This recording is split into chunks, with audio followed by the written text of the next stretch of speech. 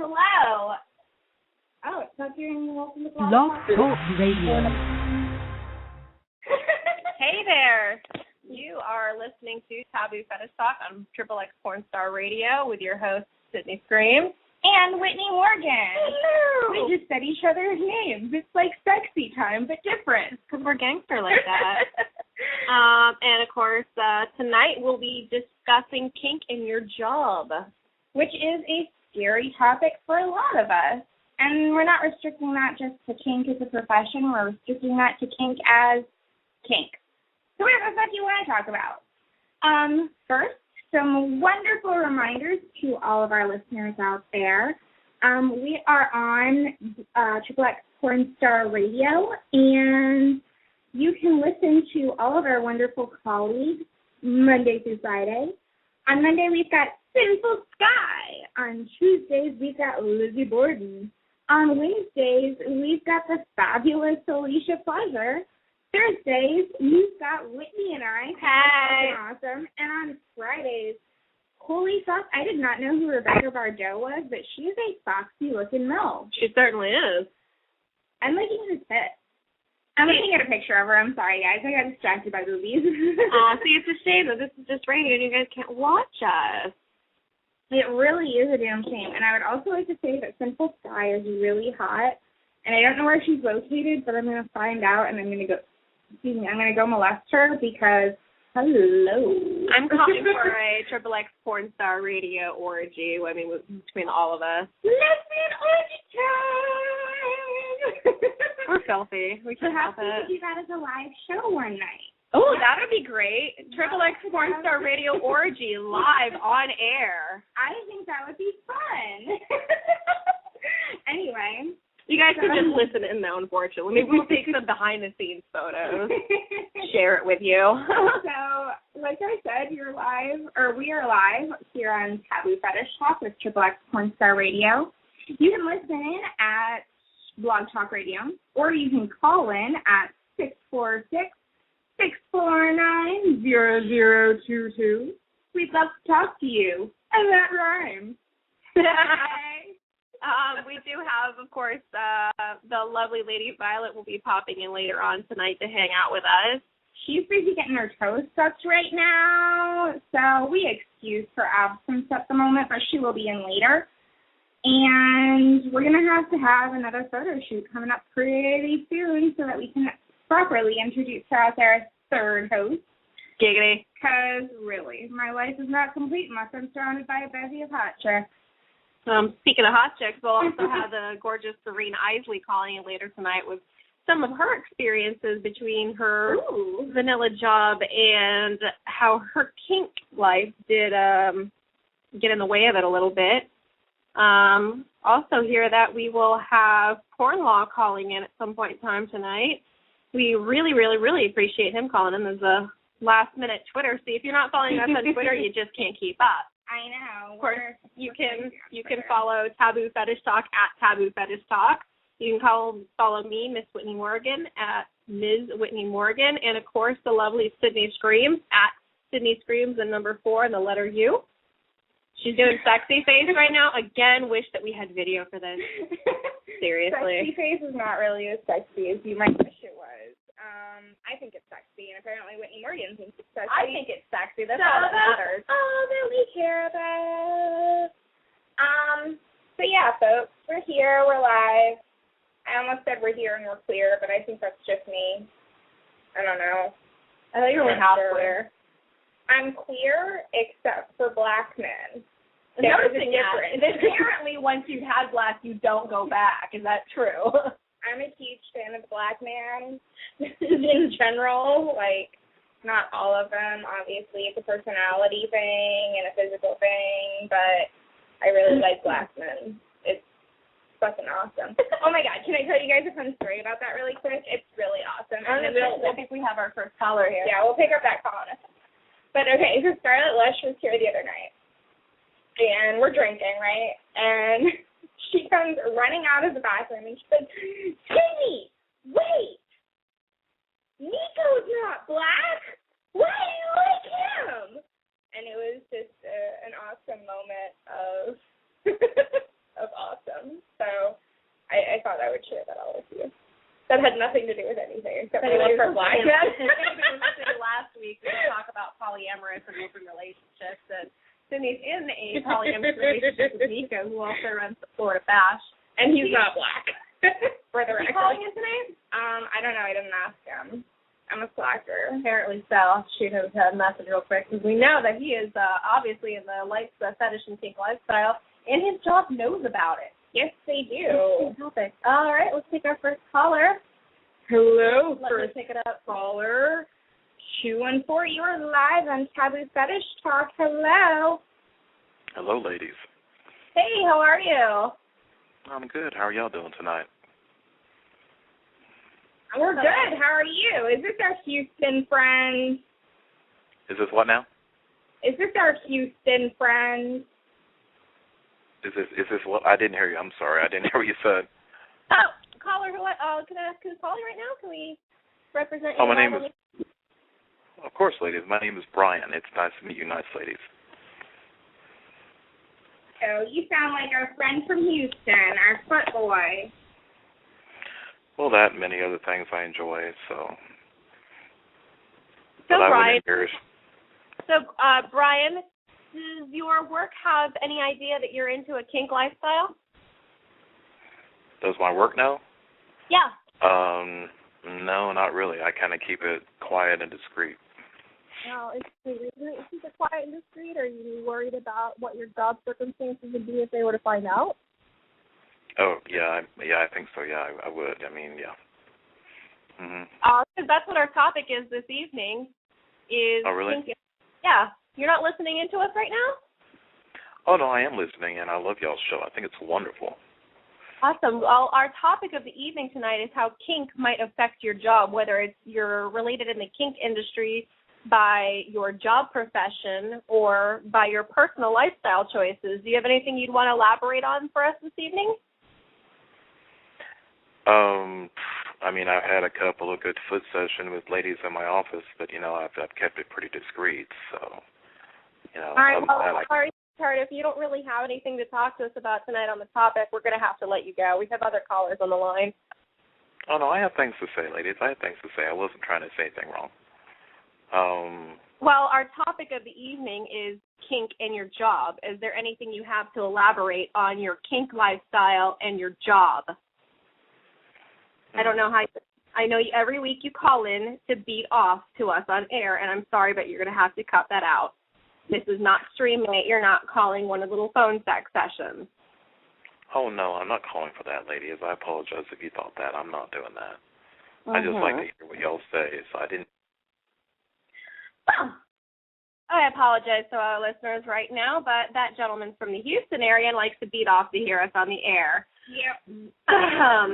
So let's take a real caller, area code 310. You're live on the air on Taboo Fetish Talk. Are you talking to me? Yeah. Certainly am. It's Mike Federosi. Hi, guys. Hey there, darling. How are you? Good. How are you? Not too bad this evening. Sorry about that. We get some interesting callers every now and again, as you can imagine. I'm sure. Well, if I cut out on you, I will call back. Unfortunately, I'm in the hills of Malibu, and always the best. I was going to actually tweet a picture of the Pacific Ocean to you guys, but I thought that might be a little too much. You know what? I don't like you right now. We're stuck here landlocked in Florida. In Florida's not landlocked. It is when you live in the center of it. What part of Florida? We're in the Orlando area. Ooh, Disney World. Okay. Yeah. Come visit. We'll ride the teacup rides. It'll be fun, I promise. Well, the closest I get to Orlando is Miami for the Exotica show. But possibly next year, yes. I did. I don't know if Whitney did. No, unfortunately, I didn't get to meet Michael at Exotica. Maybe next year. Are you coming down? Do you visit any other one? Or I actually do every Exotica show. I do a seminar there called Breaking Into the Biz. All right. Breaking Into the Biz. And, of course, for all our listeners right now, if you don't know who Michael is, he's on Twitter under @PornLaw. He also runs www.adultbizlaw.com. Very knowledgeable individual. He's an adult entertainment attorney and seminar speaker. You pretty much do it all. Well, I don't know if I do it all, but I actually have a lot of background in this.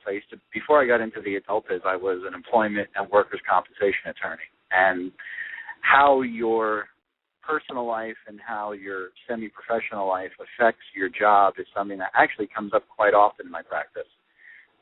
It's usually almost on a weekly basis. I will get a phone call from someone in the industry, whether they're an amateur performer or they're a kinkster or somebody basically telling me that they've been fired. And I actually handled a case against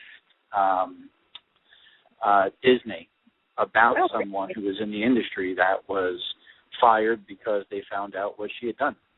And so this is something that... That's a big topic for us because we do have a couple friends, obviously living in Orlando, we do have a couple friends that are a combination of kink lifestylists and professionals that work at Disney as well, and are constant in fear of getting found out. Yes. The mouse does not like kink, I can tell you that. Ooh, very family-oriented. Not at all.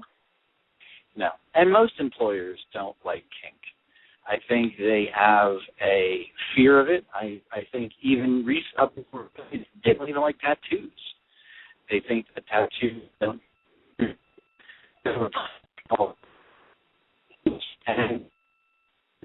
Dan, you're Malibu. You are cutting out. I said, is it better now? A little bit. A little bit? A little bit. Sorry. Continue. I think most employers have a discriminatory stance against a lot of people that have open sexual lifestyle or a kink lifestyle or a previous job that may have been in the sex business. Very, very true. I mean, I personally haven't had any issues in the past, but I don't know if Sydney has.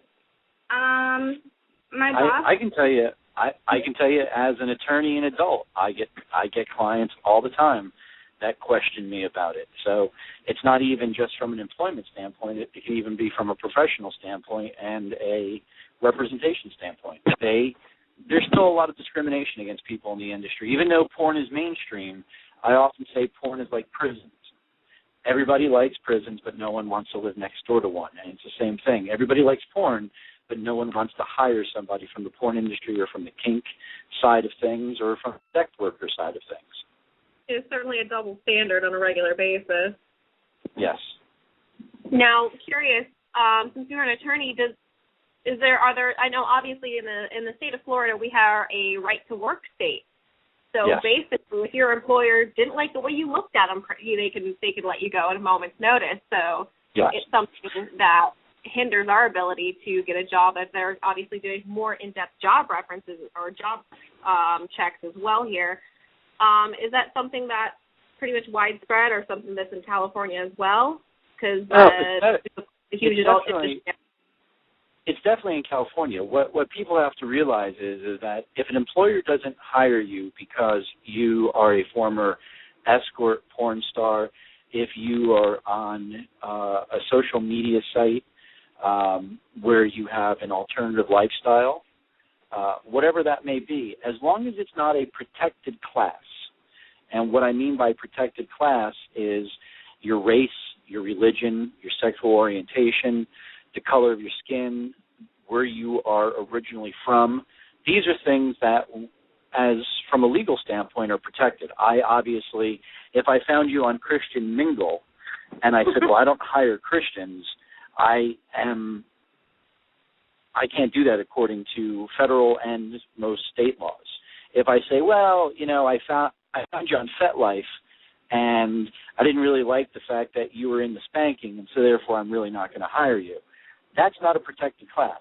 That is not something that you can file a discrimination lawsuit over because it's a personal decision to be on FetLife or any of the other Kinkster sites, and it's a personal decision what you did in your prior job. What discrimination protects you from, basically, is the things that you cannot change. You can certainly say that you can change your religion, but that's not always the case. People are indoctrinated into the religion from a very early age, and it's a part of their culture. So, nobody can really say that, at the age of, I was baptized into kinkdom when I was 2 by my parents. So it's a personal choice, and employers do have a right to say and make decisions as to who you are as a person, who you could be as an employee, and they are going to search. They're going to search your Facebook page. They're going to search your Twitter account. They're going to search everything about you before they make that hiring decision. Social media at its finest. Yeah, what most people don't realize, and here's the mistake that they make, they tend to have one email address, and that email address is very trackable. And they tend to use a cell phone number, and that cell phone number is very trackable. So if I'm signing up for my Facebook account, and I'm signing up for my Twitter account, and I'm signing up for my FetLife account, and I'm signing up for my other Twitter account, which is my Kinkster account, and I'm all using the same email address, those accounts are going to be linked very easily, very quickly. Just by searching on Google, the email address will usually bring up all of the accounts. So if you do want to, have this alternative lifestyle and hide it from your employers or from your family or friends, one of the best things that you can do is have multiple email accounts. That is actually a wonderful word of advice that, I knew obviously the email address, but I didn't even think twice about the phone numbers being trackable. Oh, yeah. One of those things that escorts, that pro-doms do when they're getting information on people, the first thing I do is Google a phone number. And you'd be surprised the information you can find with a phone number. It's really great advice. Yeah, it's very difficult in this day and age of a complete lack of privacy not to leave a digital breadcrumb to your different accounts and to who you are. And the difficulty in that, and what I find a lot of times is not so much in an employment setting, but is in a sex worker setting where I'll have clients that are porn stars or they're producers or they're escorts, and they're really afraid of having, their families find out what they do. That's the usual, I can't let my mom know, And so what you also end up doing is you live a life of fear because of somebody finding out and then using that to blackmail you. I've seen that happen more than I've seen that happen on a regular occasion in the adult industry where girls will be blackmailed. And when they don't comply with the blackmailer's request, the mother, father, brother, cousin, aunt get an email in today's internet age with links to the videos online. And in the older days, they would get DVD copies mailed to them and also VHS copies mailed to them. Because what a lot of people also do is they link their families. They'll have an account and they'll post pictures of their kids or they'll talk about their mom, and it's easy to track back to the Facebook page, and here's your entire family on your Facebook page, and then it becomes very easy to find your family and their addresses and mail stuff to them. Yep. Unfortunately, we both of us have had that happen to girls that we're friends with in the industry. Yep. Absolutely. And it really is a shame. A lot of us try to be more open, at least with the family and whatnot, because nobody can track as well as your family. And from an employment standpoint, here's the thing that you have to remember, too, is that if you go into an employment situation and there is something you've done in your past, and you do not put that onto your employment resume or your application, usually falsifying an employment application is immediate grounds for termination. Yeah. And so if somewhere along the line realize that, you could be doing the best job you possibly can, you could be a stellar employee, and if your employer finds out that, 2 years ago you used to be in the porn industry or used to be an escort or used to be a dom working at a club or a sub working at a club, they can basically say, well, you never reported this on your employment application. We would have liked to know that we were hiring a former escort, and so therefore we're going to go ahead and terminate you today. And they have every right to do that because usually when you sign those applications, it says that you have, to the best of your ability and knowledge, not lied on your application. Wow, I honestly, that's a little bit of information I didn't even know, that you had to divulge that much personal information for it. Well, I mean, obviously you don't have to divulge it, but just realize that if you don't divulge it and they find out about it, that they are well within their rights to terminate your employment. Wow. You're giving us more information I even know that we could have tonight. And here I am twitching at my Facebook so that I've got my correct information as my pet. Yeah, you have it. You're going, oh, my God, what else do we need to change right now? Like, some of this I know, and it didn't really occur to me. Like, I know it because I screen my clients, but at the same time, I'm like, oh, la-di-da-di-da. But I never, changed my own Facebook or anything. And it's about to get worse. I don't know if you guys follow me on Twitter. Last week or so, I tweeted about the FBI rolling out a $1 billion facial recognition surveillance. Yeah, I believe I retweeted that to you. Do you want to give us a little more info on that? Uh-oh. Did you hear me lose? Michael, are you there? Are you in Malibu still? I'm quite envious. I'm missing California very much so. Right? All right, I think Michael cut out. I think we lost Michael, but he'll give us a call back. Yeah. So basically, folks, if you don't know, you want to make sure that your cell phone number is not linked to places that you don't want people to be able to Google your number and find it.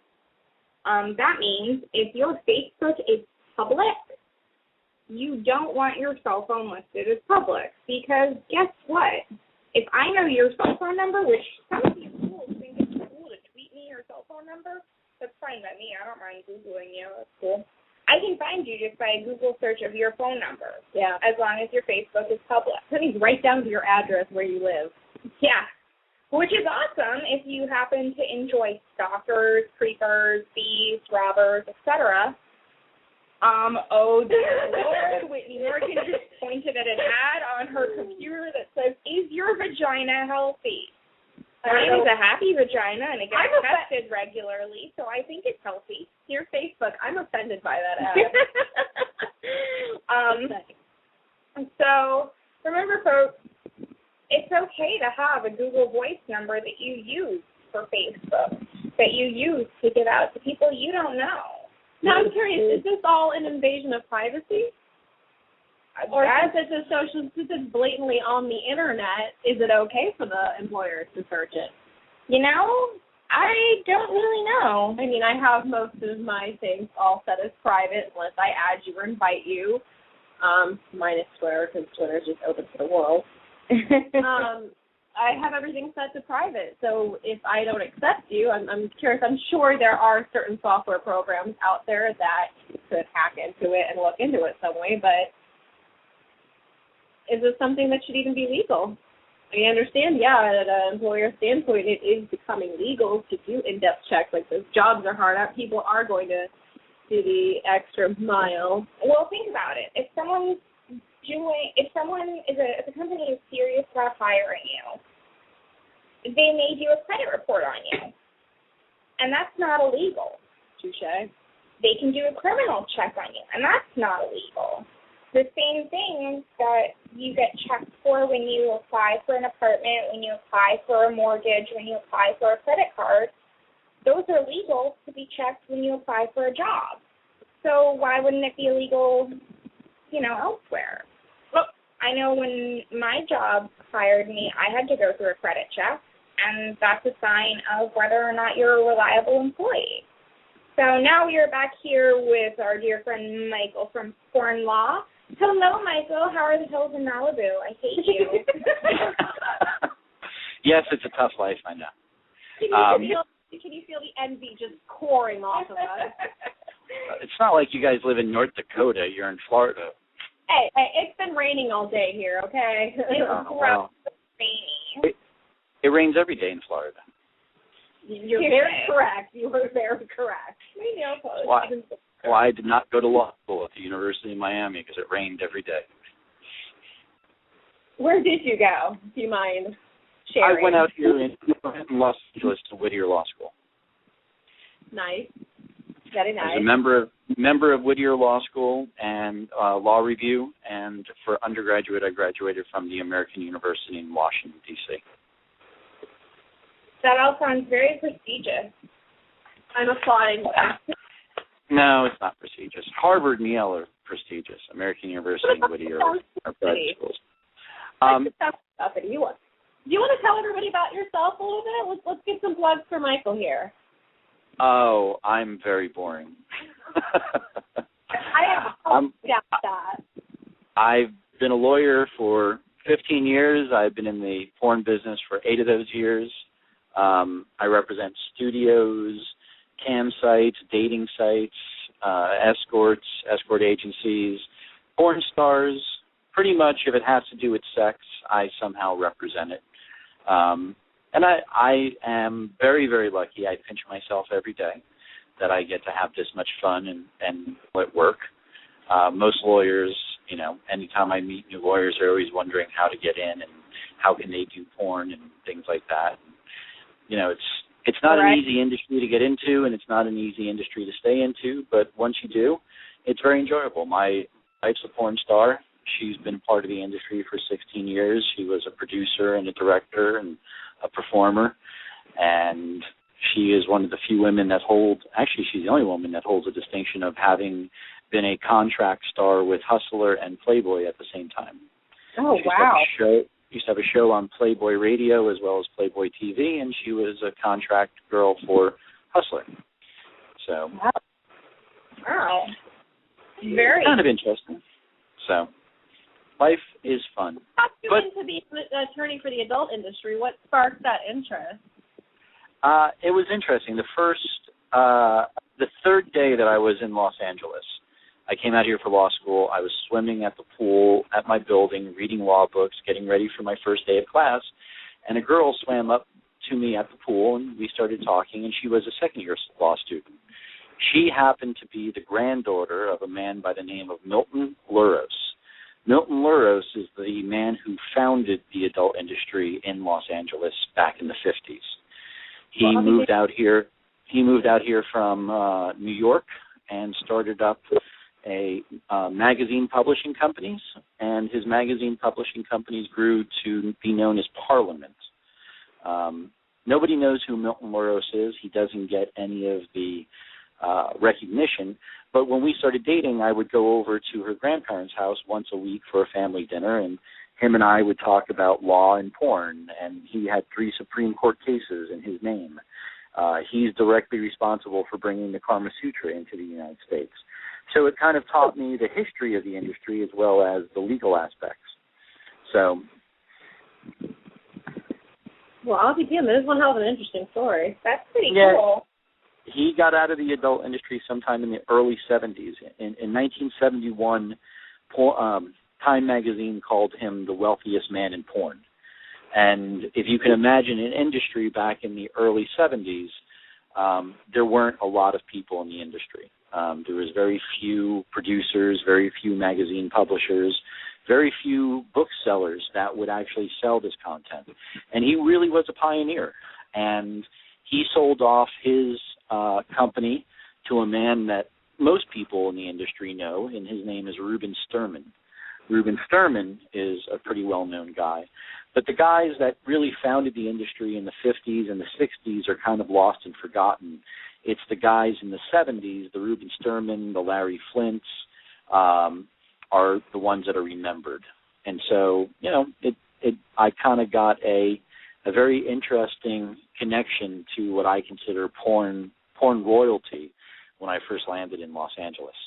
And I still hope somebody does a movie about him someday because his life was absolutely fascinating, and he fought a lot of battles.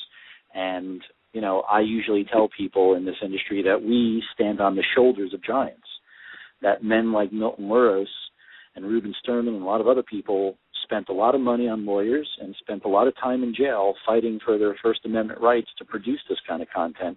And we now as an industry kind of take it for granted. Yeah, sadly, it's very true that it wasn't openly accepted back in the day. And I mean, it's still not. Yes. Unfortunately. And that there were a lot of people that maybe the 70s were more of a sexual prime for people to come out for it, but the people that really started it in the 60s deserve a lot more recognition. Yes. Yeah. And it's taken, I mean, this is an industry that's been around for, 50, 60 years now. And it's just recently really caught on. And, of course, for all of our listeners that are tuning in right now, we're talking to Michael. How do you pronounce your last name? Fatarosi. Fatarosi. I didn't want to mess it up.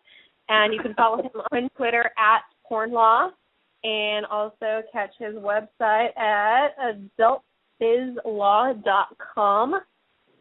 Again, that's adultbizlaw.com. Michael, is there anything else you wanted to share with us today? Yeah, when I got cut off, I just wanted to give you guys a real quick update on facial recognition software, because that's going to be coming up soon. The FBI just rolled out a $1 billion surveillance system on American citizens, where they will be able to cross-reference your pictures online with their database. And, it's not too far off from the fact that you may not be able to hide at all online, even if you use different email addresses. Because right now what I'm being told is there are some mainstream production companies, television production companies, that are using facial recognition software to make sure that they're not putting people in reality shows that have done porn. I don't know, over the last couple of years, you've seen, people being revealed to have this, gay porn pass or the straight porn pass, and it becomes embarrassing sometimes for the networks. And what I'm being told by some of my people is that they're starting to implement facial recognition software, so when you come in and audition for a show, they run your face past the database to make sure that you're not coming up as a potential problem. And so privacy is going to very much diminish as the Internet grows, and it's going to very much affect people's careers and their jobs and their abilities to support their families and earn a living, and much more difficult to hide. Now, obviously, websites, social media type websites are pretty much any limitation. They can go ahead and delve into that. But what about other little personal websites? Google is not your friend. If you go to Google Web Images, not only does Google now, index web pages, they index web videos as well as pictures. So you can, obviously do a search on Google of just pictures. You don't even have to look at words anymore. So unless you have you have blocks on Google from being able to spider your site, they're going to get into your site and they're going to find it. And, once you're out there, you're out there. It's very hard to scrub information out of Google. They have Google Cache that you may take down the site, but Google Cache is going to keep the site for a very long time. I didn't even think about that. Yep.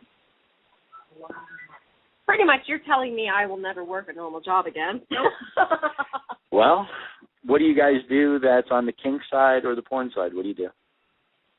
I focus more on kink related. I do a little bit of porn here and there, but tend to focus more on fetishism. Sydney's a good combination of both. Yep.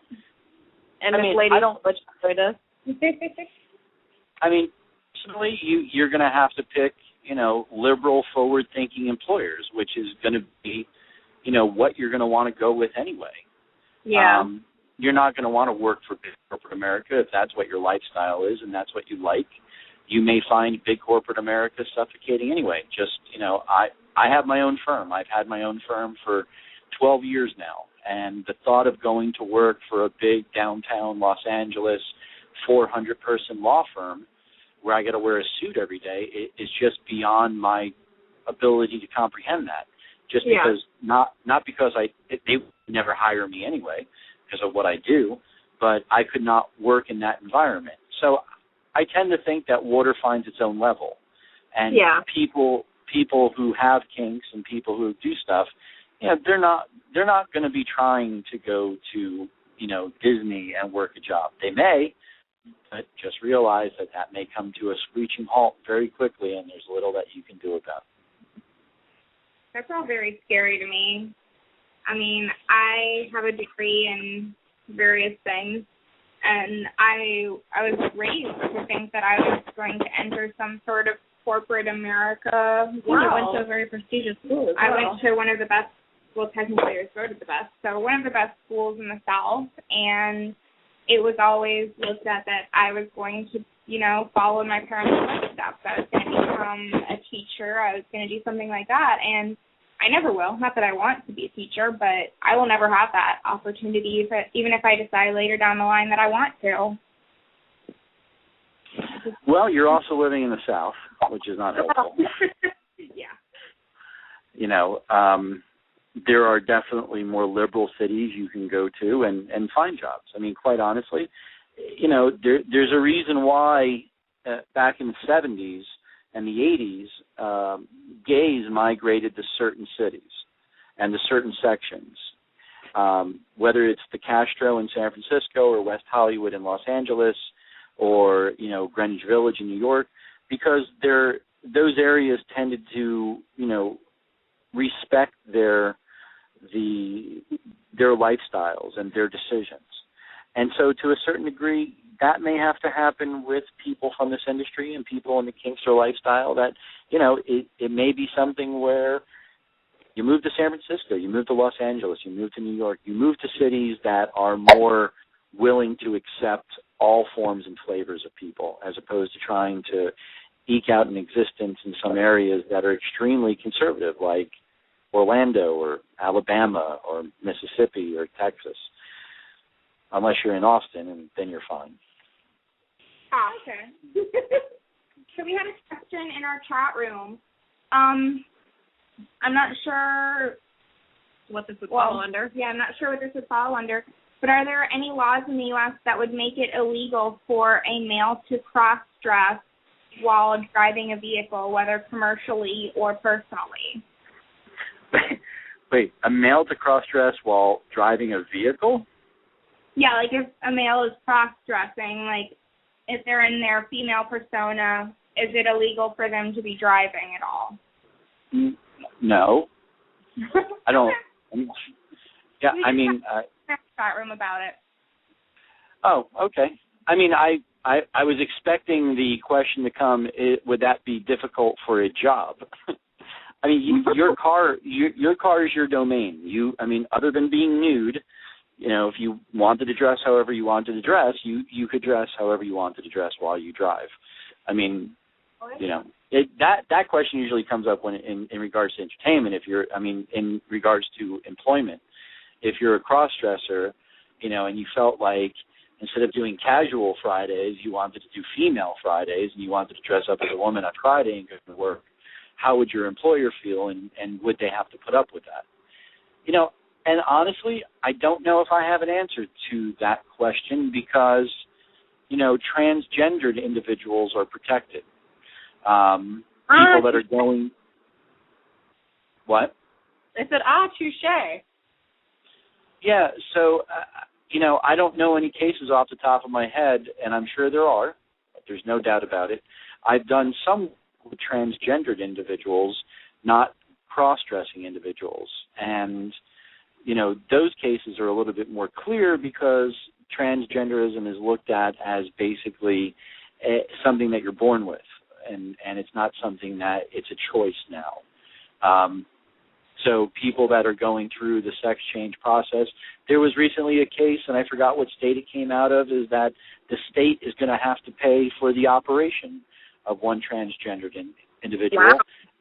And, because he's in prison. Okay. And they're going to have to pay his attorney's fees for fighting the case. Wow. So, but that's typical.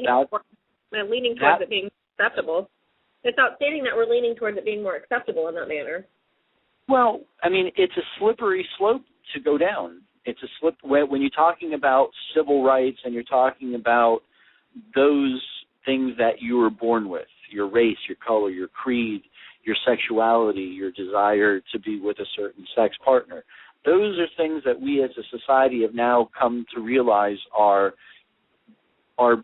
born traits. They're not something we develop, and so therefore it's not something you can change, and therefore we're going to protect that. It's the decisions that you make in your life that we're not going to protect, and that's where the porn and the escorting and the kinksters and the swingers and all of the alternate lifestyles that will sometimes make people nervous and or threatened are the ones that are less protected, because it's a choice. It's not looked at as being, something nobody's born as a swinger, nobody's born as a porn star, nobody's born as a kinkster.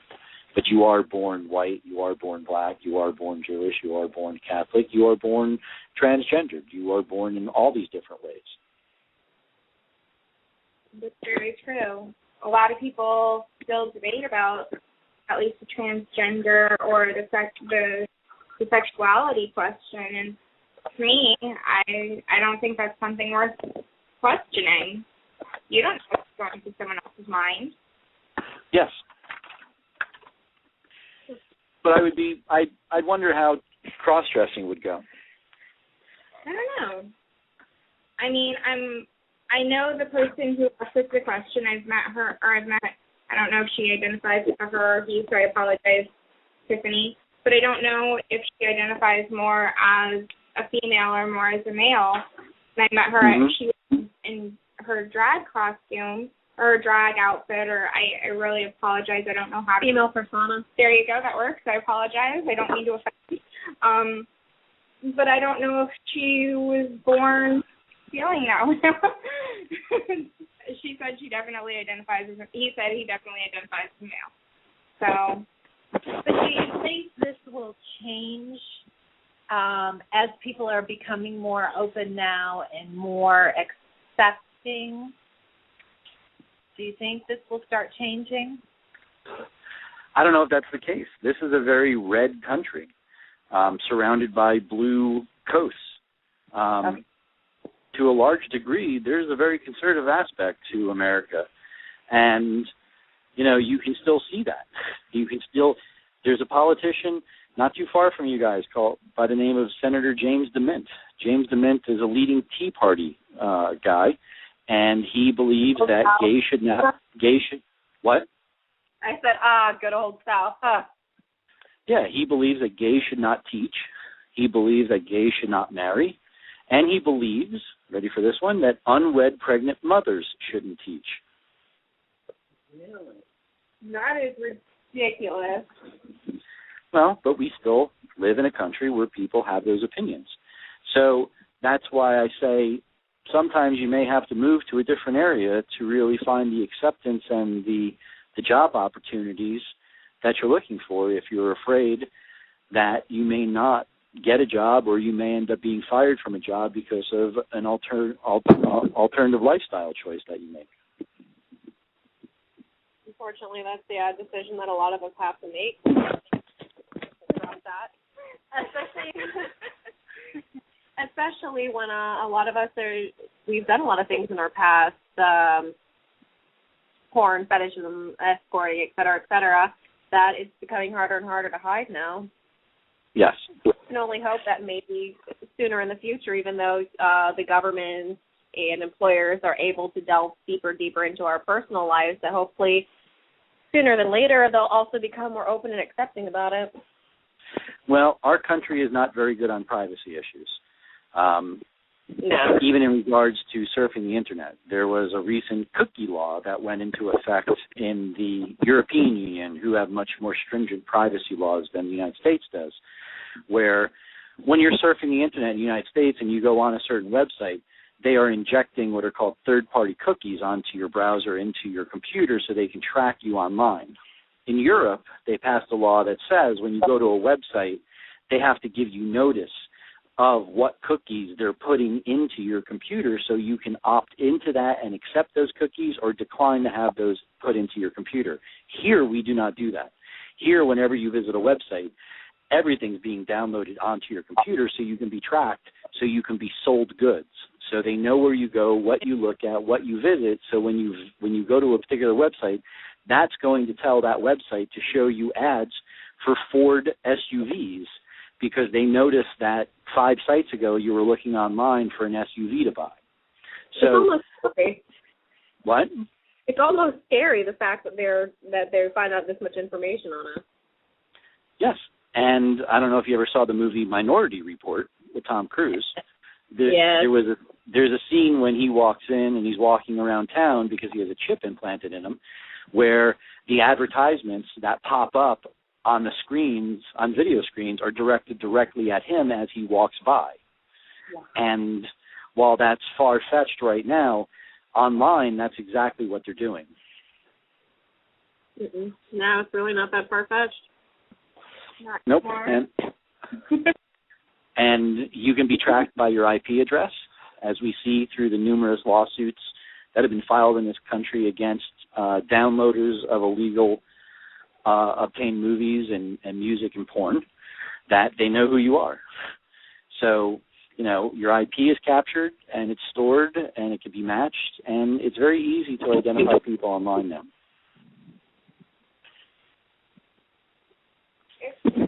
It's scary how easy people can track stuff online. One of my friends, I love him to death, but at the same time, I know he pirates a lot. And he was telling me about how he goes through like a German website to redirect his IP address and all this stuff. And I was like, well, don't they still capture your IP address when you go to that German website? And he looked at me like dumbfounded, and I was like, well, you're browsing in the U.S. They still do that. There's no way to browse in the U.S. and be completely anonymous. It doesn't work anymore. Well, you can use something called a VPN. And a VPN will give you as much privacy as possible. I forgot what the initial stands for, but it's something virtual, something P network. And so what you end up doing is, as much as possible, you are browsing anonymously. And this is called VPN? VPN. VPN. Yeah, we also have some people in the chat room asking if there's anything else to track browsing or redirect browsing and to fight the tracking. Yeah. It may stand for Virtual Protocol Network instead of Internet Protocol Network. That sounds about it, eh? But that's one way you can try to browse anonymously. But that's, there's very few people that understand VPNs or how to set up VPNs, and I would say it's a vast minority of people who know how to browse that way. Very interesting. Wow. Thank you for all the in-depth knowledge this evening, Michael. We really appreciate it. Yeah, you are a lot of information. I love it. Attorney, is that what you're saying? Yeah. Are you, what type of an attorney? I came in late. This is Lady Violet. Lady Violet came in not too late. You can follow Michael on @pornlaw on Twitter. Okay. And also check out his website at adultbiz.com. No, adultbizlaw.com. All right, adultbizlaw.com. Sorry, just got to just popped in here. My house is a popular place. Again, Michael Federosi is @pornlaw and www.adultbizlaw.com. You are an absolute wealth of knowledge. Any other better ways other ways that people can contact you for more information, hire you? Just go to my website. I've got a little form on there, so if somebody wants to send me an email, they can ask me a question. If they look at my website, they can see it's chock full of information, and I try to blog every day about a different issue. Right now, over the last couple of weeks, I've been blogging a lot about the condoms and porn law, and I've been blogging about a proposition in California that we have called Proposition 35. I just had a meeting with the LA Times editorial board for them to take the position of no on Prop 35. It's a human trafficking law that basically raises the stakes for prostitution and human trafficking, which most people go, oh, well, that seems like a good idea. Why would you be against that? And the reason why I'm against it is because it's a badly written law, and all it does is ramp up penalties on laws that already exist that adequately do the job. And Prop 35 is being supported by a man by the name of Chris Kelly. He used to be a lawyer for Facebook, and he's ran for state attorney general in California a couple of years ago and lost. So this is a way for him to be tough on crime, and really it's going to put a lot of innocent people in jail, and it's going to put them in jail for a very long time, and it's just an unfair, unjust law. So if you're listening in California, vote no on Prop 35, and if you're listening from Los Angeles County, vote no on Proposition B, which is the condoms and porn law. Yeah, we have a lot of people. We did have an episode on sex workers about a month ago, and we did discuss a lot about the condom law as well. Yeah, we had Jessie Nicole on, who I know you've spoken with about Swap LA. Mm-hmm. We had her on recently about sex work, and she was very, very passionate about the condom law out there in LA. Oh, it's very much a violation of free speech. Oh, absolutely. And that's the reason behind it. There's a group called the AIDS Healthcare Foundation that is the private interest that's pushing this law. It's not really the county government, but it's AIDS Healthcare Foundation, and they want to send the message that, if you're watching porn, you should be watching porn with condoms on, so this way you will get the idea that having sex with condoms on is the right thing to do. So really what they're trying to do is product placement in porn, and that's the idea. And by forcing us to use condoms, they're forcing their message on the world. I often say, people refer to the Smithsonian Institution as America's attic. But the porn industry is the world's bedroom. And what we do in porn here in Los Angeles and across the United States is what people end up doing in their own bedrooms. I'm sure the AIDS Healthcare Foundation feels that if they can strap us with condoms, and that will result in higher condom usage out there in the general public. Mm-hmm. All in all, people are going to do what they want to do in their own bedrooms, and no one should tell them otherwise. That's very true. All right, well, we don't want to keep you all night. Is there anything else you wanted to plug tonight, Michael? No, that's it. Just, if you guys ever want to have me back on, I'm happy to participate. If you feel welcome that on. Honestly, you're welcome on whenever you want. Just tell us. Well, let me know when you get this posted. I will certainly link to it from my my website as well as promote it on my blog. Awesome. Promote it on my Twitter. Awesome. It'll be up about 10 to 15 minutes after the show ends. It's up on the exact link. Okay. I will do it tonight then. If there's any topics you ever want to cover, we'd love to have you on. And at least I will be in LA in February, and we can have I'm going to come with. It'll be a group event. Absolutely. I would love to meet you guys. The one thing I would like, as we get closer to November 6th, I would like to come back on and talk about the no on condoms. That's what really I would like to talk about come November. All right, absolutely. We'd love to have you on again. And everybody listening, be sure to follow him at Porn Law, and that's at Porn Law on Twitter, and adultbizlaw.com. We thank you so much, Michael. We really appreciate all your wealth of knowledge tonight on Taboo Fetish Talk. Thank you, guys. Thank you, doll. Have a good night. You too. All right, everyone. Wow, that's good. Yeah, Michael is a wealth of knowledge, and he's super friendly, he's super approachable, and we will probably get a bill on Taboo Fetish Talk account for having him on, but that's okay. We love him. He always is very open to sharing information. If anyone ever needs some quick advice on Twitter, he's very good about answering. He answers pretty much every tweet that you tweet at him. So definitely start following at Porn Law on Twitter. And that's Porn Law, no spaces. And his website is adultbizlaw.com. If anybody has any questions on there, of course, he said you could fill out his contact form there, too, and read his blog. Of course, everybody, you are listening to Taboo Fetish Talk on XXX Porn Star Radio. Our call-in number is 646-649-0022. You have your host, me, Miss Whitney Morgan.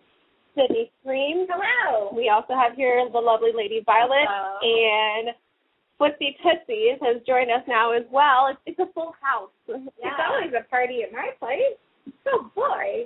And we'll also be having the lovely Serena Isley joining us in a little bit, too. Which is very exciting. But first, a word from our sponsors. I've always wanted to say that. I really have.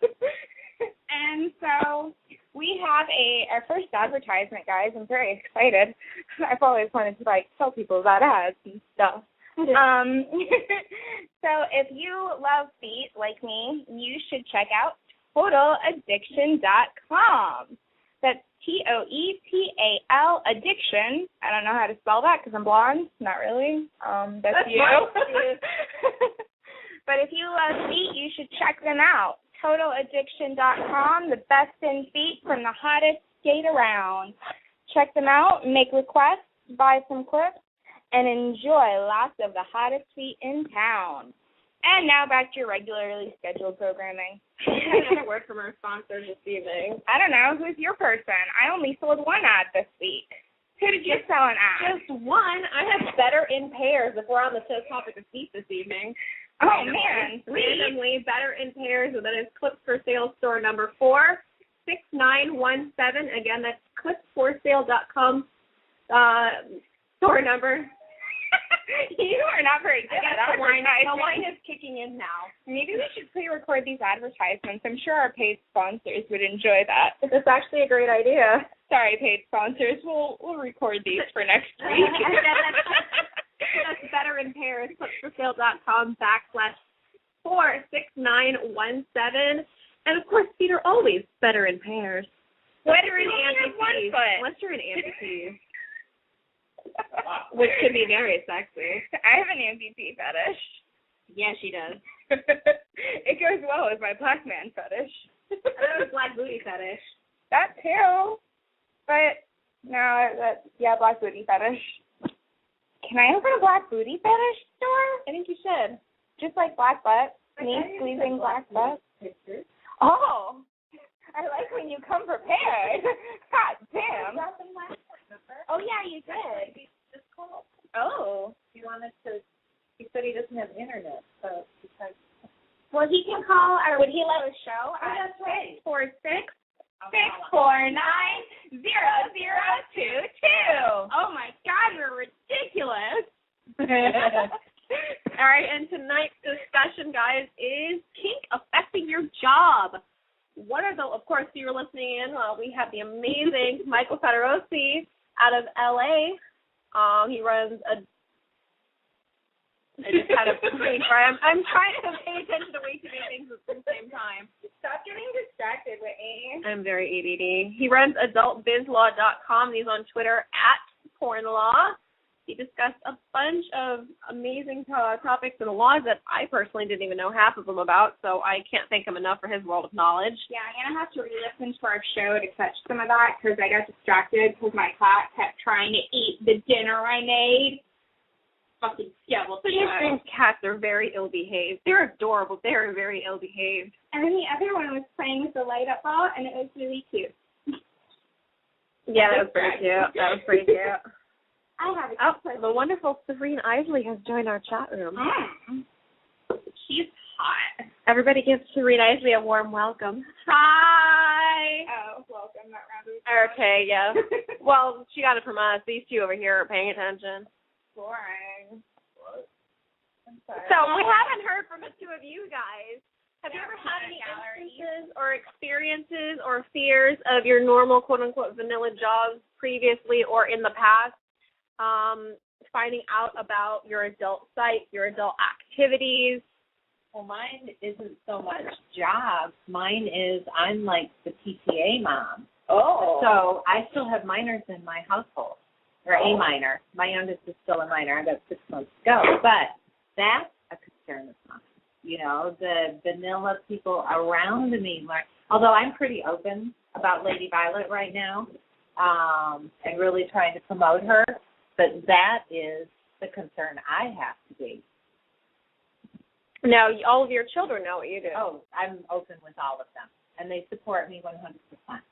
So that's always a relief that your family does know what you do, so it's not a constant fear of having to look over your shoulder and tell them where you are, how you earn a living, et cetera, et cetera. So that at least hopefully puts a little bit of relief on you. Yes.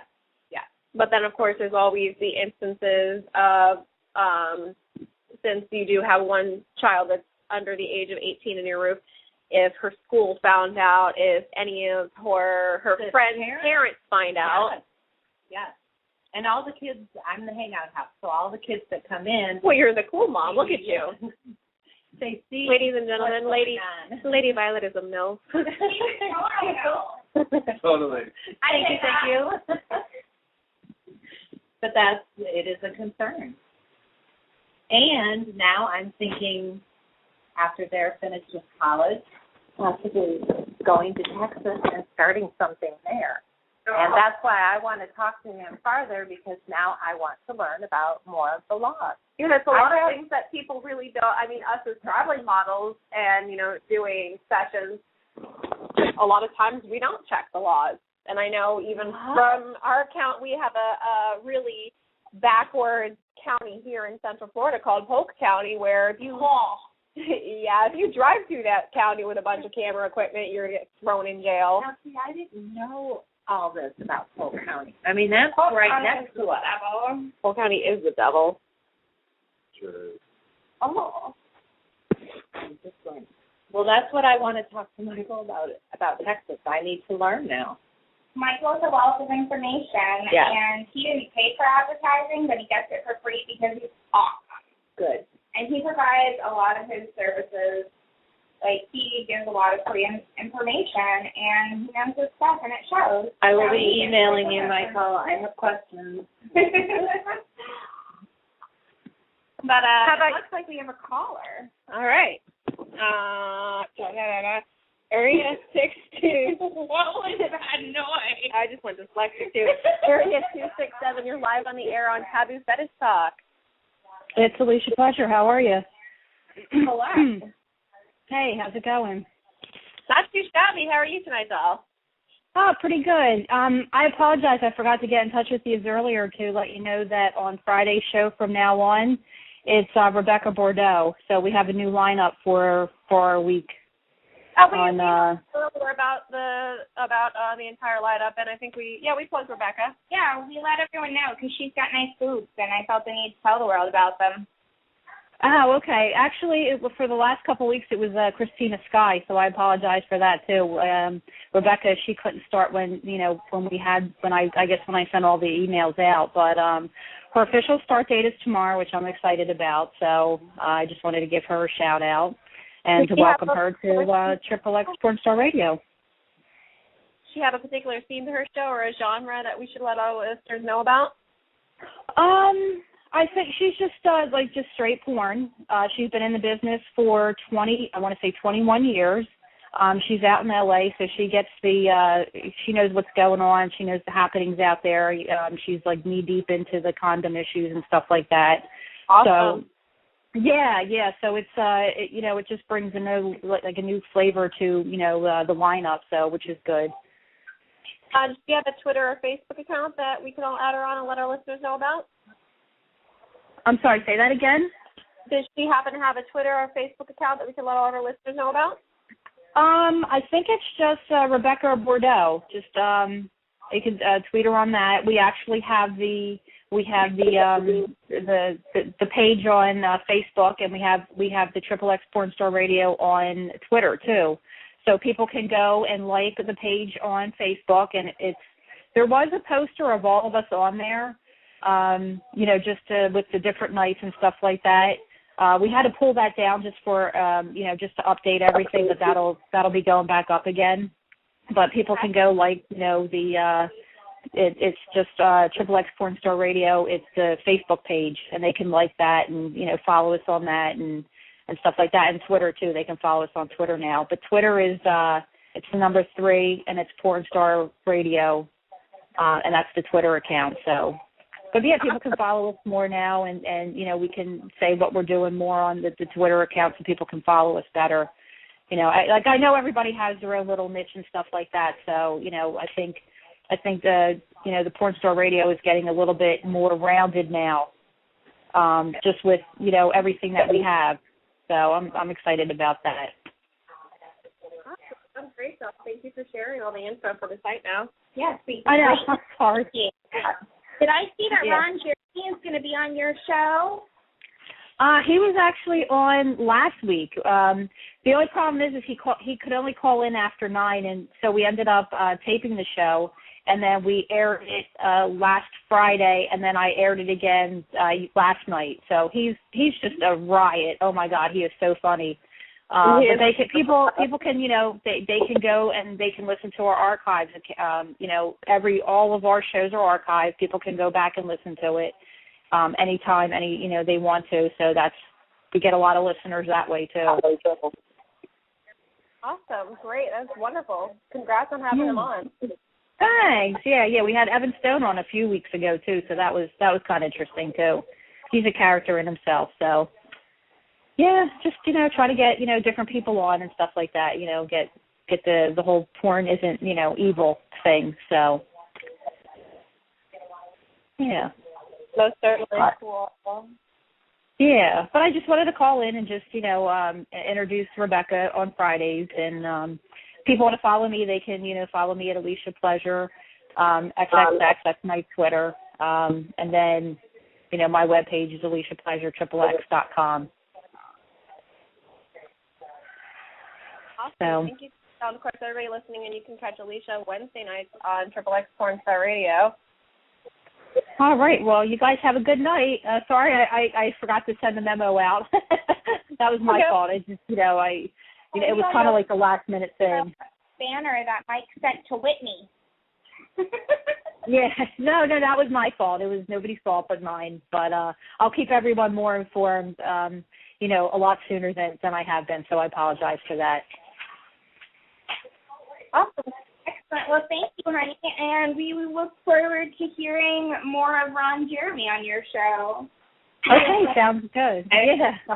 All right. You guys have a good night. Thanks, you too, doll. All right. Bye-bye. Hello, Pirate. My cat Pirate is joining us live on air. He doesn't have much to say, but he's sitting here. Chilling. Like a villain. All right, so if you're just tuning in, you're listening to Taboo Fetish Talk on XXX Porn Star Radio with your host, me, Miss Sydney Morgan, and Sydney Screams over here. Hey, girl and guys. We have Lady Violet and Flipsy Tipsies in the studio right now, and if you want to call in and chat with us, our number is 646-649-0022. Of course, you can also follow all of us on Twitter. The radio show's Twitter account is @Taboo Fetish Talk. And our new website. Oh, yeah, we have a website now. Well, Orlando Foot Party has a website. Orlando Foot Party, yes. Which we have to give another piece of advertising, although this one is not paid because she's fucking awesome and deserves a shout-out. Miss Goddess Ecstasy, Judy, you are the most awesome person in the world. Thank you so very, very, very, very, very, very, very, very much for your help. She really knows her shit. She really does. She helps me with Orlando Foot Party. And, yeah, help yourself. Thank you. Have more wine. Get drunk. Thank you. I have a hot bitch bed if you need to crash. So, yeah. Thank you to Goddess Ecstasy for your assistance on both SydneyScreams.com and OrlandoFootParty.com. You're much appreciated. And now it sounds like we have the hot Serene Isley on the line. Hello, gorgeous. Hello. Hi. So, what are you wearing?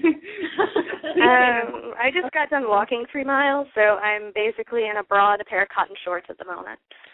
Wait. No pantyhose? Not when I'm walking. No, not so much. Just had to check there. It's unusual for your sexy to not be wearing pantyhose. Well, I know. I got to get a shower first, and then I assure you I will have some on before the end of the night. Well, we like you in and out of pantyhose, so it's all good. That's good. I know. All right, they sent you guys both naughty pictures. Thank you. Maybe some shower pictures. I sent her a picture of you pretending to, do something to Miss Lauren Kiley at FetishCon. I didn't even get to see that. It was highly amusing. I'm glad you are. I don't know what's going on. I keep my fat material to myself, and hot bitches that send me fat material in return. You've seen me naked inside now, so. Inside and out. I have not seen you inside. I'll get right on that. Can we record that and make that one of our sound effects on here? You look really not comfortable. Are you sure you don't want? It's not good. All right. So, Serene, tonight's topic is kink affecting your vanilla job.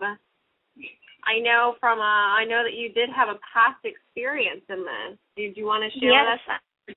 I was actually fired. I worked as an optician, and I was fired because of pictures on FetLife. No. Their exact reason was I was not representing the company the way it wanted to be represented. And the problem was that I could have probably brought them to court for wrongful termination, but then they could have subpoenaed everybody on my FetLife list, every model I've worked with, every producer I've worked with, and so I would have been outing a lot of people. And so that's the problem, is that you just kind of decide whether you feel like outing a billion people or you just deal with it and move on. But the day I got fired, I called David, and I was like, hey, by the way, we're producers now. I'm on my way. And so, Serene, how did they end up finding you? One of my coworkers that I was a friend with outside of work, she and I used to go hang out and whatnot, and, we got talking, and she really wanted to be tied up and get some pictures done in latex, and so we did that, and she loved it. She loved bondage and, kind of opened up this whole new world for her. And she was with an older man that was her boyfriend at the time, and he wasn't interested in exploring anything. And she got a FetLife, and then she only had like 5 friends, and I was one of them. So he created a fake FetLife profile, went on, printed out pictures of me and her, and then mailed them to the president of the company that I worked for. So. Really? Now, see, the scary thing is, I know you had a dinner date earlier, so I don't know if you heard any of our discussion with Michael of Adult Biz, but this is unfortunately something that is pretty much legal for employers to do, to even go in and create their own profiles for FetLife or any other. I know there are a billion different adult and fetish-related websites out there. They have full authorization and a lawful ability to do so. Yep. North Carolina is a right to hire, right to fire state. So they can fire you just because, for whatever reason, basically. But, it was basically the whole reason he did it was because she ended up breaking up with him, and so he just did a dick move and got us both fired. So, but yeah, it wasn't awesome, and it was even. The problem was I had actually just been promoted, and I got transferred to a new office to fix it because the office that I was in, it went from being the worst office sales-wise to being the top sales-wise. And while I was there, because I kept up with inventory and I was just really good at my job. So the only reason I was fired was because I had pictures on FetLife, and I had come in on my day off to help them out because one of the girls was sick, and so last minute I got called in and I showed up, and between the time that I showed up and the time I got there, they decided to fire me. So I got fired on my day off coming in to help the new store out. Now, you really don't get much more ass backwards than that. No, it was less than awesome. So, because I thought they were, when I got there and the president of the company was there and the head of HR, I thought I was just going in to sign papers, for, because like I said, I had just been transferred and promoted, and so I thought I was just signing paperwork. So it completely took me by surprise, and there wasn't a single thing I could do about it. So I was just like, I asked to, because there was an email that went with it, and so I asked to see the pictures, and I asked to see the email, and they wouldn't let me see it. And, I was like, well, I don't understand why I can't. And they said, well, the person who sent it, they have, they've asked to remain anonymous. And then one of the reasons we know who it was, though, was because, she and I both got fired, and he was waiting outside the office door for 3 days. He just sat in the parking lot for 3 days, and we were kind of wondering why he was sitting in our parking lot. And then, kind of put two and two together to find out, well, he was waiting to see if, what would happen and if we actually were going to get fired. So it was not a good day. But it gave birth to Bound Beauties, and I've had a lot of fun with that, and got to meet you guys and all sorts of other good things. So, of course, to all our listeners, if you want to see the real awesome kink side of Serene, and you know what? Thankfully, you did get fired. If everything happens for a reason, otherwise none of us would have met. And you would be posting such beautiful damsel in distress content and opening up our kink side and letting the whole world see. Of course, our listeners can follow Serene at Serene Isley on Twitter. And you want to let everybody know about the amazing Bound Beauties and a little bit about your kink side? Well, I've always been into bondage and BDSM things, and like I said, the person, David, who I run the site with, I've been with him for about a decade now. And like I said, the day I got fired, I called him, and because we had been planning to start producing at some point, but we didn't really have a timeline. And when I got fired, I called him, and after about, an hour of kind of going, what am I going to do now? I was just fired from my job, and, what am I going to do? And I called him, and I was like, I'm on my way to Winston-Salem. I just got fired, so we're starting our production company early. And, we do mostly damsel in distress, but we have some consensual stuff and some things that are just for fun, because occasionally, I want to enjoy the bondage, and I don't want to pretend that I hate it and that I'm trying to get away. But that's pretty much it. And we have lots of pantyhose and high heels and things like that on the site as well, if that's your thing, lots of office wear. We're going to start doing more latex. The website is www.clipsforsale.com/33288. So, again, 33288? Yes, 33288.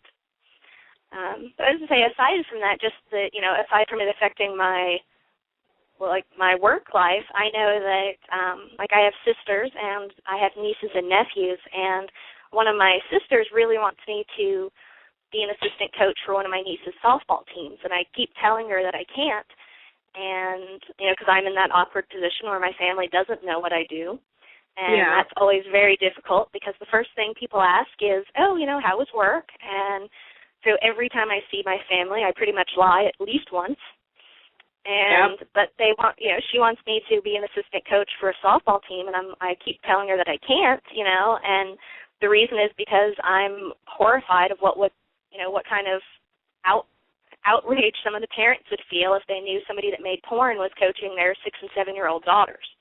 Yeah. And so sometimes that kind of stuff just sucks, because it's like I would love to, softball was a huge part of my life. And I know that I know of at least one person who was involved with refereeing and umpiring, and before they got into the business, and they've had to stop that because they dealt with kids. And, several models that were, they were going to school to be teachers, or they were teachers, and they started doing adult work, and now they can no longer work in the school systems. And so there's a lot of stuff. And when we hire new girls especially, we try to go through and, explain to them, this is a life-altering decision, it can affect where you can work from here on out. And before I even started modeling, my husband at one point, he actually wanted to be a district attorney, which is an elected position, and so I didn't even model, and I didn't have any of my face on any of my pictures or anything, and it wasn't until he was 100% sure that he didn't want to do that I approached him, and I was like, well, if you are sure that you don't want to do this, I would really like to try being a fetish model. I love rope and I love bondage and high heels. I think I could have a lot of fun with it. And, he was very supportive, and, he was glad that I didn't try to do it while he had that dream of being a district attorney because, I live in North Carolina and that's a little complicated. But, but yeah, so there's a lot of things that that a lot of people don't necessarily think about as decisions that you make when you decide to get in this business that do affect the vanilla world, and like how you interact with family. And I have friends even that I've been friends with for years, and now that they're having children, they're kind of uncomfortable around me, and it's been very difficult, I guess, because like I said, I've been friends with them for years. We would have dinner at least once a week, and now that they have children, suddenly I'm like the plague, and because I make adult films, and I love it, and it's I'm like, I don't feel like I should be ashamed of it. Like, I love what I do, and it's one of those things. It's one of those things that definitely tells you who your real friends are. So. Well, I think we had this discussion last time we were hanging out in Atlanta that most of us in this industry really don't have vanilla friends anymore. Sooner or later they all tend to drop off because they're not comfortable with what we do, because they don't understand what we do. And, of course, the whole children thing as well. A lot of my friends from high school are all now popping out babies and getting married. And even a lot of to think that what we do, we're a threat to their husbands. Oh yeah, which is completely ridiculous. Because I'm very happily married. Like, I get all of the rope and everything that I need for fun with David, and I hate to say it, but most of their husbands probably don't know what to do with rope. So why would I be interested? Exactly. But it's very difficult because suddenly you're that thing that they've always worried about, the girl who's going to steal their husband or corrupt their children. And I'm not going to drag your child into porn, I assure you. I have issues hiring anybody under the age of 21 because I'm concerned that an 18-year-old won't necessarily understand the decision she's making. And some of them do, but not all of them. And I don't want to be the thing that keeps her from being able to be a teacher, or that keeps her from being able to run for office, or any of those things.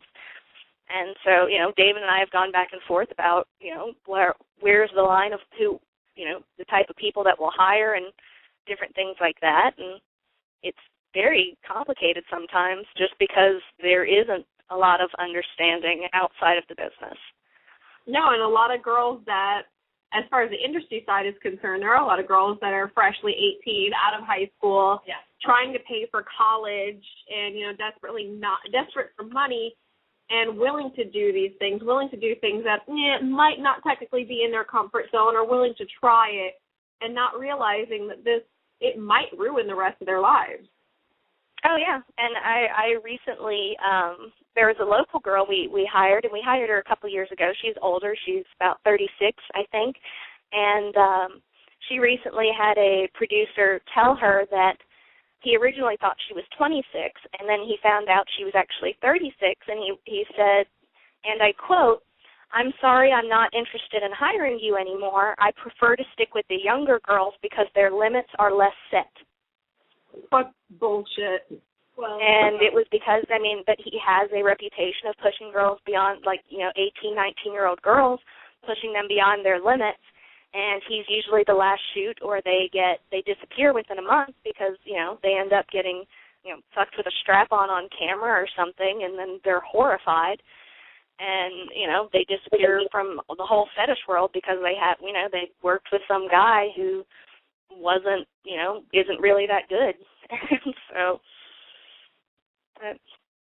it's a mess out there, and especially a lot of the young girls, they don't know about the contact lists and, checking references and all that. And I actually just finished a big document that I've been working on for a couple of months. It's my tips for damsel in distress models. And it goes over, a lot of stuff about DID, but it also goes over, why you should check references and, bringing food to shoots, because especially when you're doing bondage, not all producers provide food, and so you need to have, a little pick-me-up about midway through, and, it kind of is an overall thing, but a lot of, it does talk about escorts and all sorts of stuff in there, so I'll have to send it to you later. Do you have it up online? Not yet. I'm scanning it for typos right now, but it'll probably be up in the next 2 weeks. I'll post it online somewhere. I just haven't, like I said, I need to scan it through for typos and things like that right now. But it's basically just to try to help educate some of these girls, and it does go over, this is a big decision, and it can affect, your social life, your family, your future job opportunities, all of that, because once it's online, even if you pay the producer, to take it down, which you don't, once you've signed that release, they don't even have to do it. Some producers will, but it's already out there. It's on the Internet. It is always going to be out there. There's no getting it back. You can't put everything back into the box. It's, it's kind of like Pandora's box. Once it's open, that's it. And, it kind of goes over that as well, just trying to educate some of these people that are kind of leaping without thinking about it, because it's a good way to make quick money in a lot of situations. You might want to consider sending that over to Jenny DeMilo for possibly putting up on Fairy Whore Mother. That's getting a lot of traffic from people who don't know what they want to do, who don't know where they want to go, who don't know anything about sex work in general. And even though bondage and damsel in distress isn't directly sex related, it is considered sex work, and that might be something that she would love to put up on Fairy Whore Mother. So I highly recommend getting in touch with her and seeing if she'd be interested in putting that up. Okay, yeah, I'll send it over, because, like I said, I know a lot of people that they have classes and things like that, but I kind of feel like if I can generate or help educate the general, the newer girls, especially that are coming in, then it'll make them better models, hopefully, and that's better for all of us, Yeah. So. And there's a lot of girls that get into this and they don't know what they're getting into, and it took me, I've been doing this since I was 19, it took me until I was 24 to start doing hardcore stuff, because I just didn't know if that was the right move for me. And some girls go into it right when they're 19, right when they're 18, and that's a big move to make, and a lot of them don't think about it. Oh, yeah. I was doing bondage and things like that for fun, since I turned 18, but I didn't start modeling and doing anything like that. Like Serene Isley didn't exist until July of 2009. So I hadn't been doing this that long. I started a lot older than most girls that are in this business. But with producing and, like I said, hiring the locals and stuff, I see a lot of the girls that are younger, and they're, they don't know. And so I'm hoping to at least do what I can to try to help them understand what exactly they're getting into. And I don't want to discourage them, because, you've done really well, and I love your stuff, and you're super sexy. And I'm glad you do this, but there are just some girls that don't think about it, and I don't want, like I said, I don't want to be the mistake that they've made, I guess. That's understandable. I mean, I think as females, we put things in a different perspective, and we tend to respect our sex a little bit differently than our male counterparts do. But, I mean, I've always been fairly lucky about the people I've worked with. Nobody has ever pushed my limits in any way, but not everyone is so lucky. And I think as male producers, we tend to be a bit better about not pushing limits.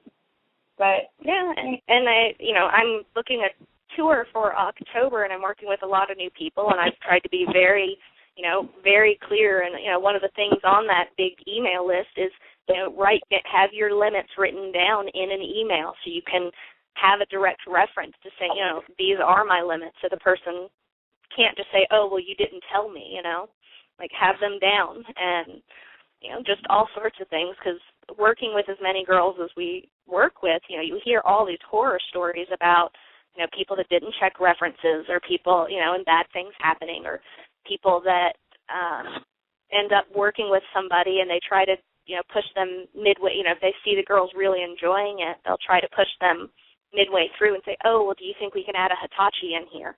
Even though they've been told several times that the girl doesn't do forced orgasm or anything like that.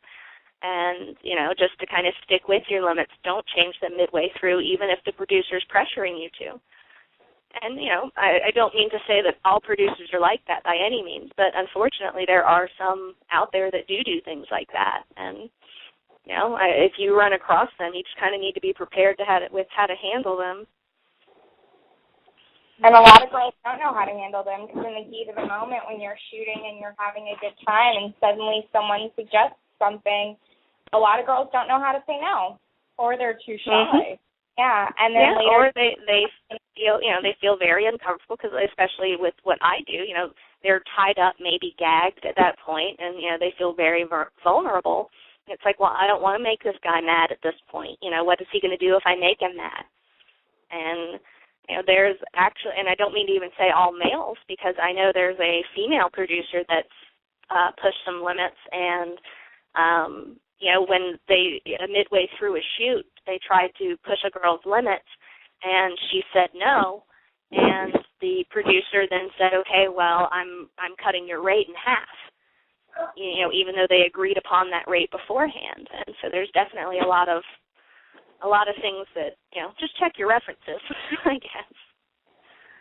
Yeah, and most of us models are pretty open with one another and willing to share our references or background checks, and I hope a lot of girls out there know that and understand that they can reach out to other girls in the industry, not even knowing them, because we're all here to help one another out.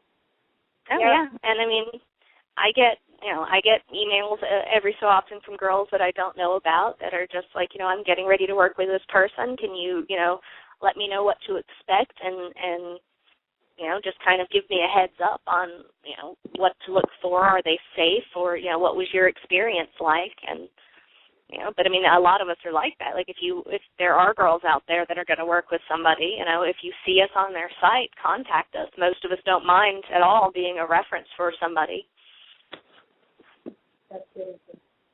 Yeah, anyone who's not willing to give a reference, there's probably a reason why.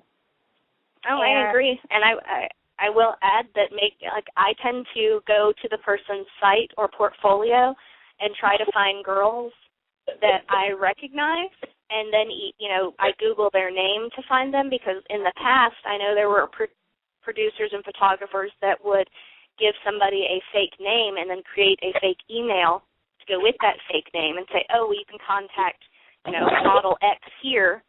Here's her email, and then the producer, which would be their own reference, logging in, pretending to be this model.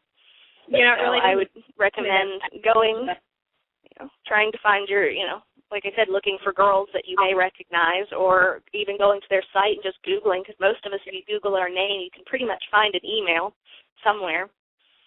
So even if it's just like a Twitter or on FetLife, but I mean, you can find us. So we tried as part of our job is to be able to be easily found, at least to contact. So.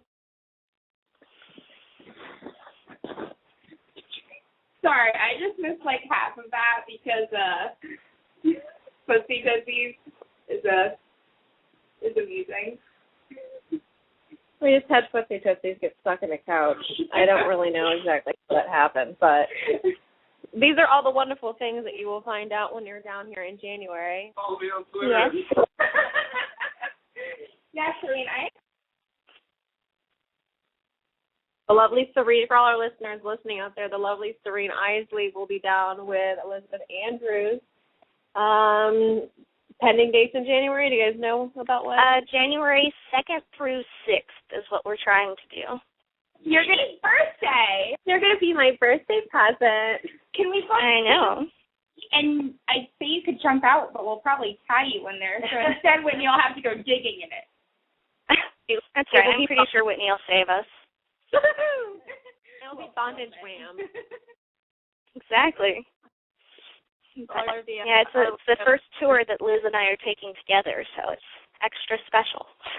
I'll get to meet her. And And she I was going to say, I don't even think you've met her yet. And she hasn't ever been to Florida, and she hasn't done, I think the only foot fetish stuff she's really done has been with candle. So maybe some with Star, I don't remember, but that'll be, I get to introduce her to, all the fun foot guys down there, and so I'm excited. Actually, Footsie Tootsies is one of the fun foot guys down there. Are you at Footsie on Twitter? At Footsie. Footsie Tootsie what? Have you not fixed that yet? They won't let me. Too many characters. But Footsie Tootsie 1 is the same as Footsie Tootsie. They wouldn't let me. You want to try it? Yeah, come here. We'll definitely put you guys in touch with him.